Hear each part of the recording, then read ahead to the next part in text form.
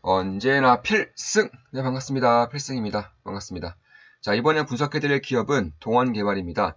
일단 저는 건설업종에 대한 그런 뷰를 굉장히 긍정적인 뷰를 가지고 있어요. 제 구독자분들은 다 아실 겁니다. 멤버분들도 당연히 아실 것이고요. 자, 이번에는 동원개발을 좀 분석해드리고자 하는데, 드디어, 네, 제가 그렇게 기다리던, 드디어 2021년도가 왔고, 그와 더불어서 가장 수혜를 볼 수 있는 기업 중에 하나가 저는 동원개발이라고 보고 있습니다. 일단 그에 앞서서 우리 멤버분들이 이제 텔레그램도 응원도 많이 해주시고 댓글도 이제 많이 달아주고 계세요. 지금 보시면 최고의 전문가시네요. 이건 좀 몰랐지만 그래봐야 코로나 전 가격이고 오르기 전에 말씀해 주셔서 좋아요. 종목들 수익률이 참 좋아요. 믿음이 가요. 제 주력 종목 네이버, 포스코 오늘 많이 올랐네요. 필승님이 매번 강조해 주셔서 비중 실었는데 역시 많이 오르네요. 네이버는 곧 40% 수익률 달성인데 너무 신납니다. 이제 매수하신 기업들도 오늘 상승. 주식의 신 맞습니다. 가필승. 멤버 가입하여 인생이 바뀌려고 해요. 어서들 동참하시길 바랍니다. 필승. 우리 멤버분들이 자연스럽게 또 네, 좀 나서서 홍보를 좀 해주시고 계세요. 정말 감사하죠. 자, 이분은 분석해주신 기업 거의 상승하네요. 하락장에서 대단. 15% 정도 수익 중이에요. 하락장이 뭔지도 몰랐어요. 항상 감사하고 존경합니다. 가필승 감사합니다. 네, 이렇게 강력 좋습니다.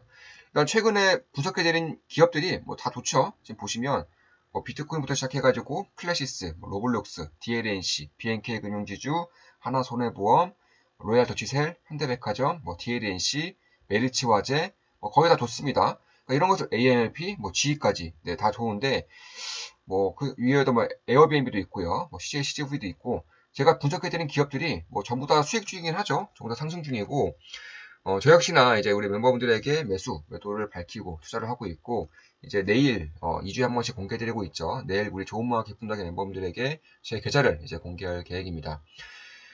저는 자신이 있기 때문에 처음부터 제 계좌를 공개하겠다고 밝혔고 하락장이든 말든 어차피 수익이 나는 기업들이 있어요. 뭐 작년과 같은 그런 어마무시한 공황급의 하락장이 아닌 이상은 결국에는 그 시장이 하락하는 이유를 제대로 찾고 그 이유에 대한 수혜 기업을 찾는다면 반드시 또 계좌를 불려나갈 수 있는 그런 길이 열립니다. 물론 작년같이 그런 공황이 왔을 때 혹은 오기 직전에 어떻게 대응을 하느냐 또 빠르게 대비를 하고 예측을 어떻게 하느냐에 따라서 계좌의 수익률은 확실히 달라질 것이라고 보고 있어요.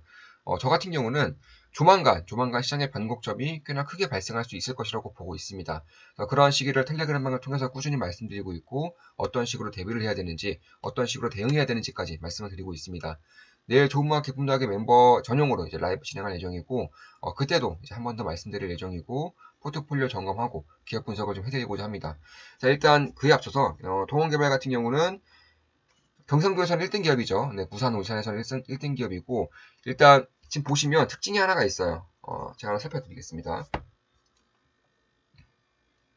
이 월봉입니다. 동원개발 월봉이고 자 보시면 2007년, 2005년도부터 2007년도까지 이렇게 주가가 상승했고 2012년도부터 2015년도까지는 거의 10배 올랐죠. 10배. 이렇게까지 오른 이유가 이제 볼게요. 이 구간을 주목해야 돼요. 이 구간. 사실상 2005년부터는 전 업종, 전 기업이 다 올랐습니다. 그 당시에 건설업종이 워낙에 좋았기 때문에 다 올랐지만 2012년부터 2015년까지 이때는 산별적으로 올랐는데 그 오른 기업들과 오르지 않은 기업들의 차이를 좀 분간하실 필요가 있을 것 같아요. 왜냐하면 지금의 시기가 이때와는 어느 정도는 닮았다고 보고 있어요. 물론 이번에도 건설업종 대부분이 다 좋을 것이라고 예상하고 있지만 그 중에서도 투자자로서 특히나 더 좋을 기업을 발굴하는 것이 투자의 성과에 굉장히 밀접한 연관이 있다는 점을 봤을 때에도 저는 이 부분에 왜 이러한 기업들의 주가가 많이 올랐고 왜 대부분의 건설 기업들은 주가가 오르지 않았는지를 볼 필요가 있다고 저는 말씀드리는 겁니다. 일단 대표적으로 현대건설. 자, 현대건설 보시면 역시나 2005년부터 2007년까지 많이 올랐지만 2012년부터는 오히려 하락했죠. 오히려 하락했습니다. 자, GS건설. 마찬가지죠. 똑같습니다. 오히려 하락했죠. 대우건설. 마찬가지입니다. 오히려 하락했죠. 그러니까 이렇듯이 동원개발, 그러니까 중소형 기업들이 올랐다고 해서 전 건설 기업들이 오른 건 아니에요. 그러면 반대로 이제 IS동서. 역시나 엄청 올랐죠. IS동서도 거의 10배가량 이제 폭발적인 상승을 보였습니다. 그럼 왜 이렇게 같은 건설 업종에도 불구하고 이런 식의 주가, 주식에 대한 그런 발전성이라 해야 되나요? 그런 투자자로서의 그런 수익률을 왜 이렇게 좀 차이가 나게끔 이렇게 됐나, 이렇게 좀 볼 필요가 있는 것인데, 자, 가장 핵심은 일단 말씀드리자면, 이 당시에 어떤 시기였냐면, 공급을 엄청나게 늘렸죠. 네, 공급을 엄청나게 늘렸습니다. 그런데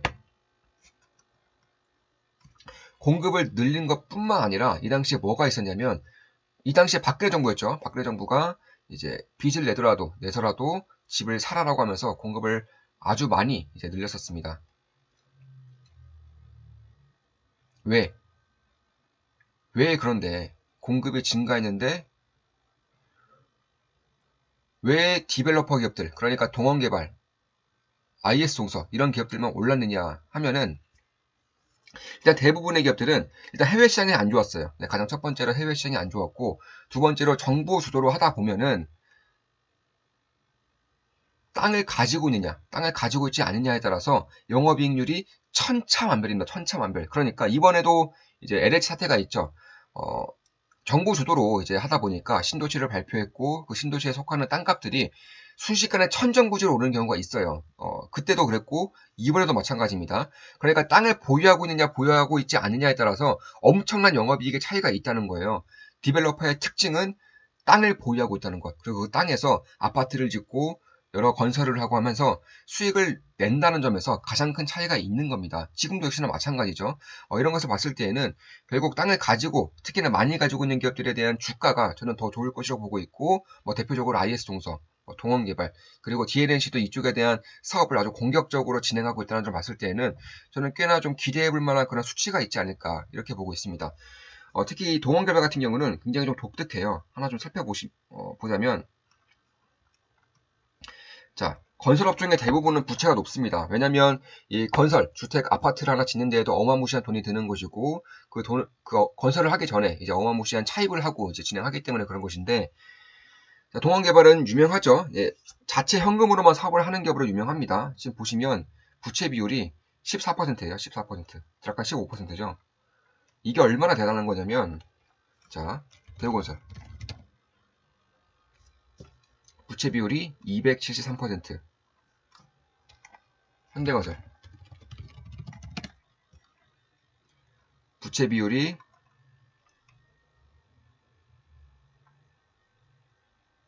106%, GS건설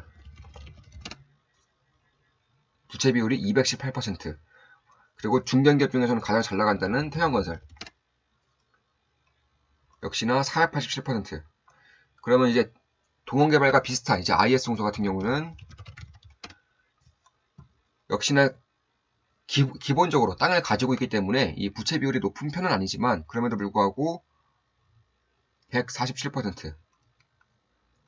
그리고 화성산업은 이제 가시투자자들이 굉장히 좋아하는 기업 중에 하나입니다. 왜냐하면 굉장히 안정적이고 저평가되어 있기 때문에 그런 것인데 지금 보시면 부채 비율이 41%, 화성산업조차도 41%인데 동원개발은 15%예요.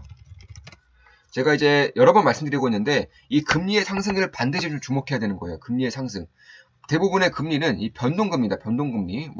주담대를 받아보신 분들은 아시겠지만 대부분의 금리 변동금리이고 이건 기업도 마찬가지입니다.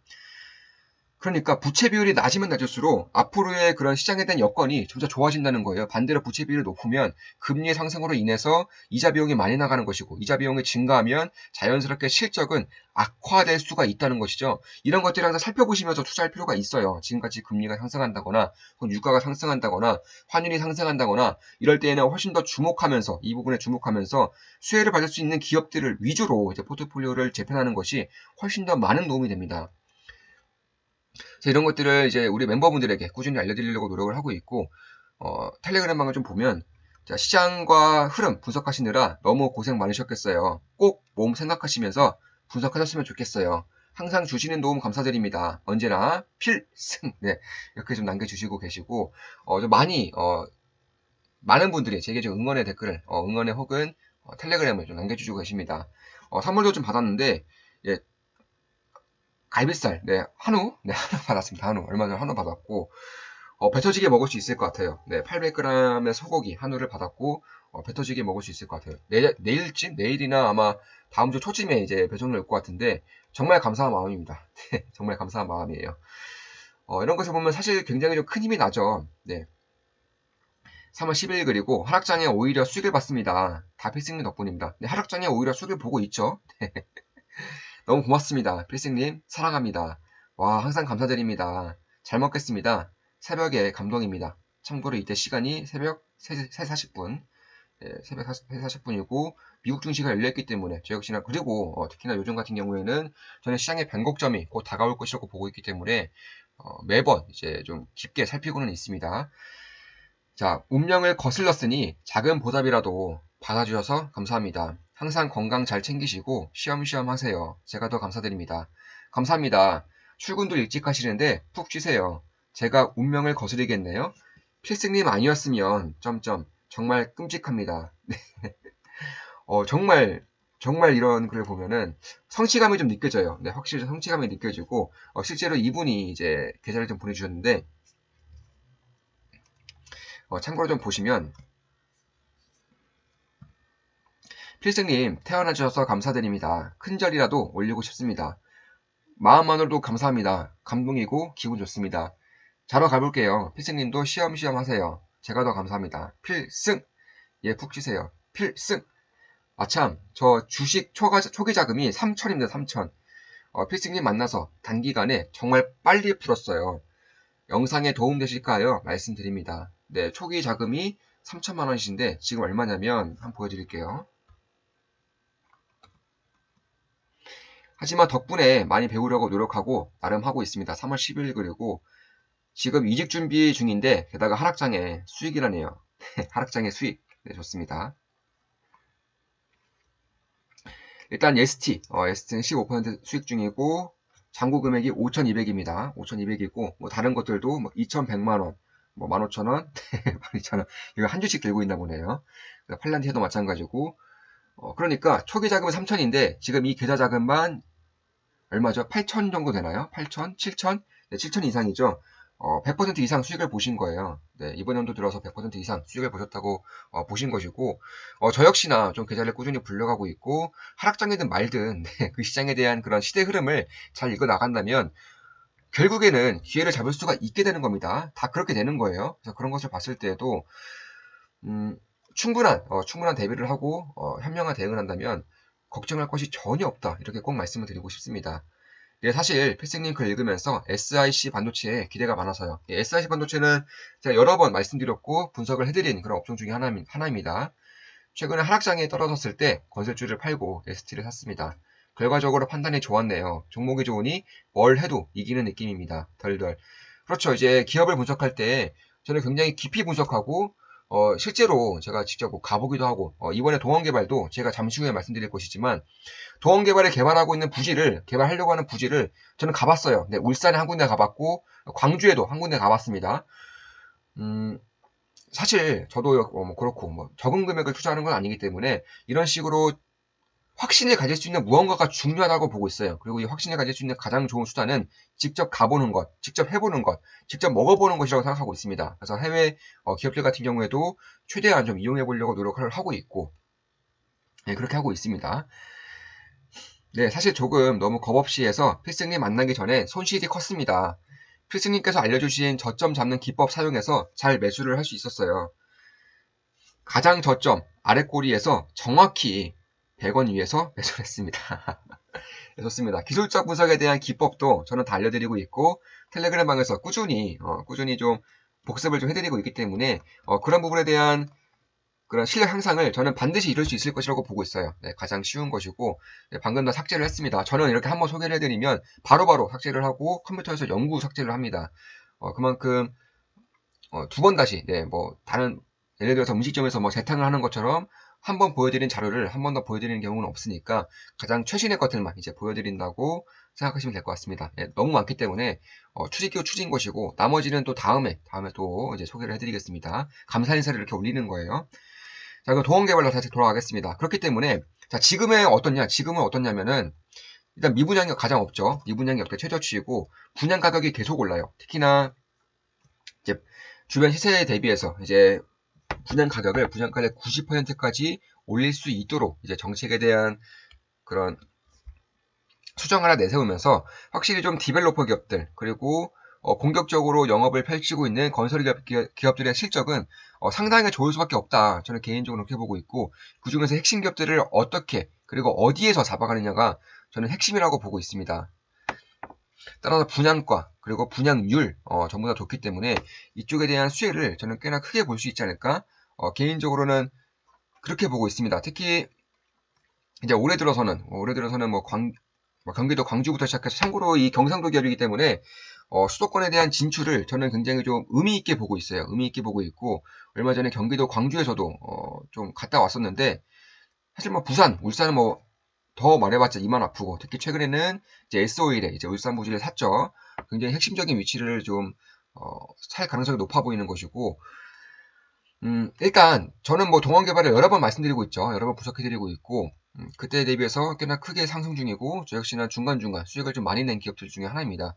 일단 간단하게나마 좀 말씀드리면 경기도 광주 중앙공원 특례가 있고요. 부산 북항, 해운대 센텀버스 게이트, 해운대 중동에 조상복합을 또 하는 것이고 울산 그리고 천안 상성지구, 창원 문화구역, 뭐 울산 무거동 뭐 엄청나죠? 네, 거기에 대해서 이제 올해부터 이게 올해나던가 내년 상반기에 이제 분양이 실시될 그럴 부분만 저는 말씀을 드린 것이고, 그 중에서도 제가 가장 이제 주목하고 있는 부분이 뭐 천안 상성지구는 뭐 말할 것도 없고요.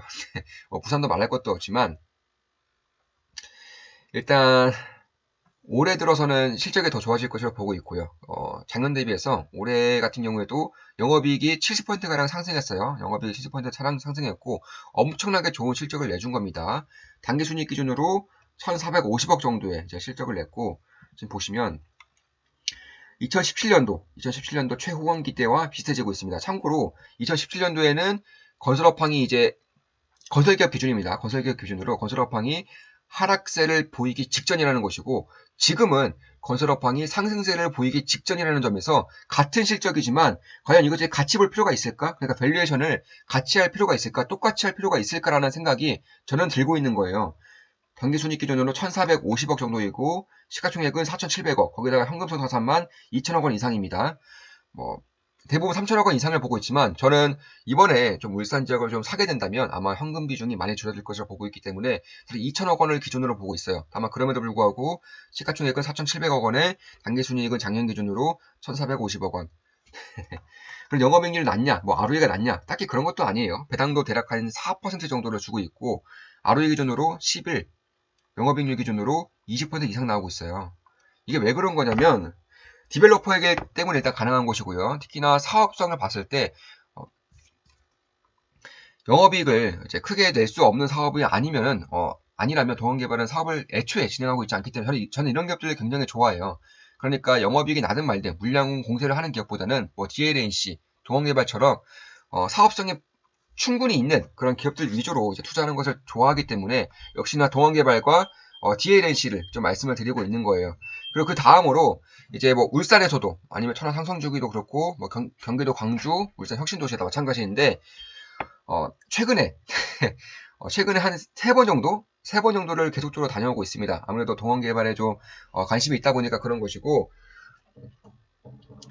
경기도 광주에 이제 대규모 건설을 이제 진행하고 있고 제가 봤을 때는 여기에 대한 사업 가치만 동원개발 기준으로 3천억 원 이상은 되지 않을까 개인적으로 그렇게 보고 있습니다. 작년 당기순이익이 1,500억 원인데 광주 지역만 3천억 원 이상의 사업 가치를 낼 수 있을 것이라고 저는 보고 있고 이 광주 땅이 제가 좀 알아봤어요. 알아봤는데 13만 평이랍니다. 13만 평. 공원치고는 굉장히 큽니다. 이게 공원 특례인데 그러니까 이 동원 개발에서 이 공원 부지에서 아파트를 건설하고 분양할 수 있는 그런 자격을 주는 대신에 이 공원도 같이 개발을 함으로써 경기도 광주시에 이제 기부 세납을 하는 그러니까 기부를 한다는 겁니다. 기부 세납을 하는 조건으로 이제 사업을 진행하고 있고 제가 이쪽 관련해서 전문가분께 찾아가서 이것저것 다 여쭤봤어요. 일단 이 경기도 광주의 공원이라는 것 자체가 사실 부침이 굉장히 많았죠.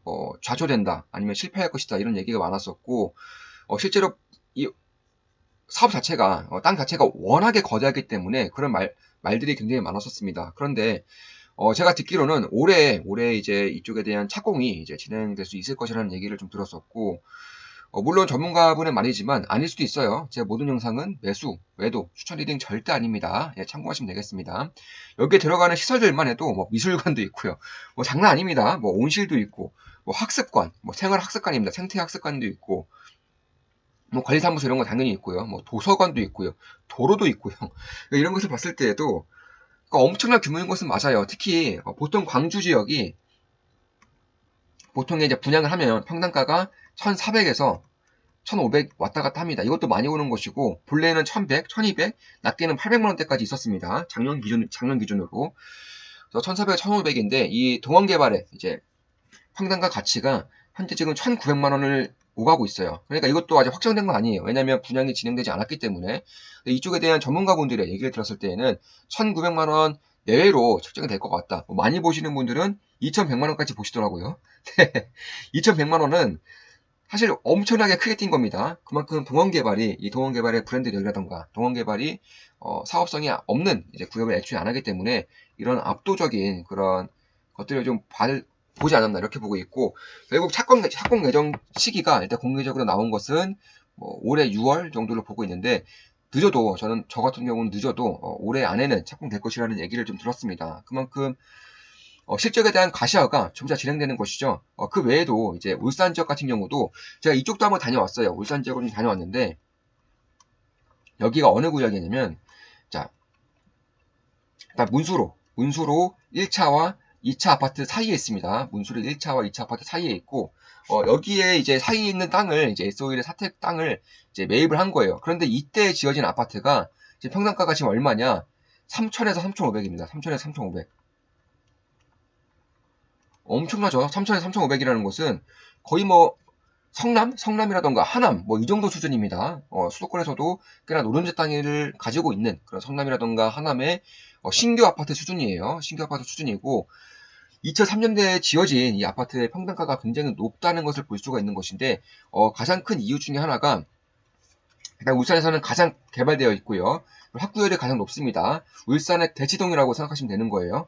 특히나 이제 근처에 이제 대공원이 인집해 있었어서 제가 봤을 때는 땅은 그러니까 부지의 위치는 굉장히 좋다 이렇게 보고 있습니다. 그런데 여기를 이제 동원개발을 매수했다는 거예요. 현금이 그만큼 많기 때문에 매수를 할 수가 있었던 것이고, 뭐 아직은 결과가 좀 기다려 봐야 되는 것이지만 제가 봤을 때는 가능성이 점차 높아지고 있습니다. 역시나 이때 갔을 때에도 동원개발의 매입을 점치시는 분들이 꽤나 많으셨고, 저 같은 경우에도 실제로 가보니까 만약에 이 땅을 매입하고 다시금 이제 분양을 할 수가 있다면 뭐 엄청난 수익을 얻을 수가 있겠구나 이렇게 보고 있습니다. 그러니까 뭐 천하 상성지라던가 뭐 부산의 뭐 동구라던가 뭐 다 따졌을 때에도 결국 올해부터는 분양이 이제 실질적으로 예상이 되고 있고, 그 외에도 뭐 더 게이트, 부산의 뭐 더 게이트라던가 아니면 뭐 북항의 재개발 구역이라던가 뭐 엄청 많아요. 올해 진행되는 것만 말씀드리는 거예요. 뭐 울산도 마찬가지고, 천안 상성지구도 마찬가지고, 광주 공원도 마찬가지고, 역대급 실적이 저는 거의 확실시되고 있다고 보고 있어요. 물론 그렇다고 해서 주가가 여기서 오를지 내릴지는 말씀드릴 수가 없는 부분이고, 제 모든 영상은 이제 매수, 매도, 추천 리딩 절대 아닙니다. 물론 제 모든 멤버분들에게는 매수할 때마다, 매도할 때마다 다 말씀을 드리고 이제 투자를 하고 있기 때문에 충분한 참고가 될 수 있을 것이라고 저는 보고 있어요. 그 외에 이제 동원개발의 뭐 기본적 분석이라던가 동원개발의 기본적인 내용은 제가 전 영상들에서 충분히 말씀드렸기 때문에 여기서 이제 방송을 이제 분석 영상을 이제 마치도록 하겠습니다. 지금까지 동원개발에 대한 분석이었고 디벨로퍼에 대한 분석이었습니다. 앞으로도 좋은 분석, 좋은 기업 분석으로 찾아뵙겠습니다. 다들 아시죠? 좋아요, 댓글, 구독, 족댓구 해주시면 감사하겠습니다. 필승!